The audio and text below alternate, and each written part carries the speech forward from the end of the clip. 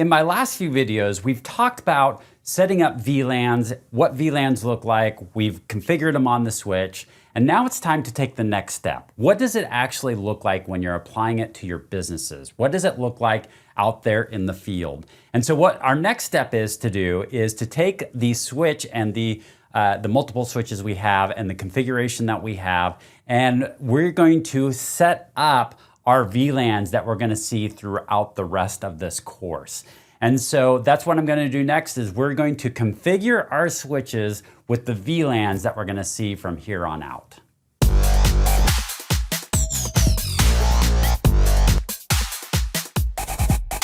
If I'm managing an enterprise network, there's going to be some VLANs that I'm going to want to make sure that I get within the network.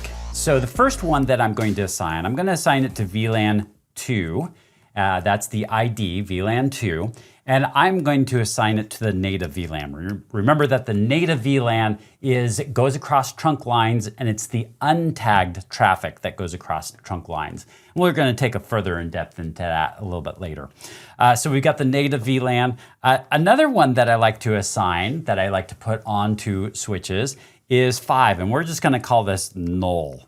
And so what I mean by that is if a port is not being used, I don't want somebody to plug into it and then have access to a network. And so what I'm going to do is I'm going to assign it to a null network, and it's not going to go anywhere beyond that switch. So then anybody that plugs into that, it's a security thing, anybody that plugs into that is not going to be able to access any resources. So that's the null, and I'm going to assign that to VLAN 5. Another thing that I like to have is a management VLAN, something that I'm going to manage all of my switches and be able to get onto all of my switches and manage all of my switches, and no one else has access to that. So I only can access it by maybe a certain IP address or by a certain management network. Maybe you have to be on the management network, but some sort of network that facilitates that. So I'm going to assign that to VLAN 10, and we're going to call this the management network. And then the next network that I have is I want some servers, and I want to be able to control the traffic that goes to these servers and certain resources. So I'm going to assign that to VLAN 20, and I'm going to call that the server network. And I'm just giving it some span here between 10 and 20, so that way if I in the future want to like slip one in there at 15 or something like that because it seems like it's halfway in between a management network and a server network, then I have some gaps in there to do that. So that's why I like to spread them out like that.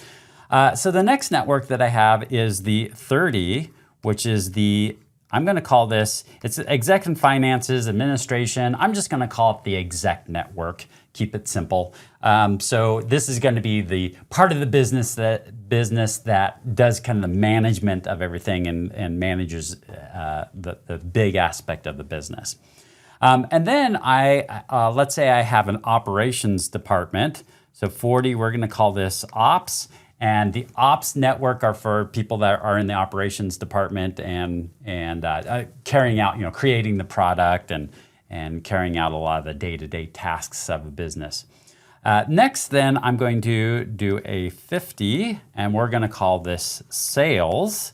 And this is the sales network. So maybe I want to separate out the sales resources on a separate network. And then one thing that I'm missing here is then a voice VLAN. So I'm going to do 150. I'm going to get it quite a bit above because I want to separate it out. There's that quality of service that we're going to have on it. So I'm going to call this voice, and that's the voice VLAN. All right, now I have my networks that I can assign on my switches. So let's see how that plays out on our project network. I got my VLANs here that we're going to be assigning and the names of those VLANs. And the other thing that we haven't come up with is we need to come up with IP ranges or subnets for each one of those. Because remember, each one of these VLANs is a separate network. And so we need to have addressing that represents that. That is a separate network address for each one of those VLANs. So that's what we'll do next here. So VLAN 10 is the management VLAN. First of all, let's say VLAN 2, there's just going to be some layer 2 protocols that go across there. So I'm not really going to assign, at this point in time, I'm not going to assign a IP address range to that. And the null, there's definitely not going to be any network there because the purpose of it is so that no traffic is really going to be sent across those different switches and the different networks there. So I don't want that one to be networked at all. So then we get into the management network, and what do I name the management network? One thing I like to do is I like to have meaning behind my IP addresses. And what I mean by that is this 10.1, the second octet, 1, represents my sites. And so all of this is going to be site 1 here. And then the third octet that I have here is going to be representative of the VLANs. So for the management VLAN, I'm just going to put 10 in there. For the server VLAN, I'm going to put 10 in there. And for 20. For the execs, 30. And they're just going to line up with what I have already specified as the VLAN ID. So I can fill those all in there.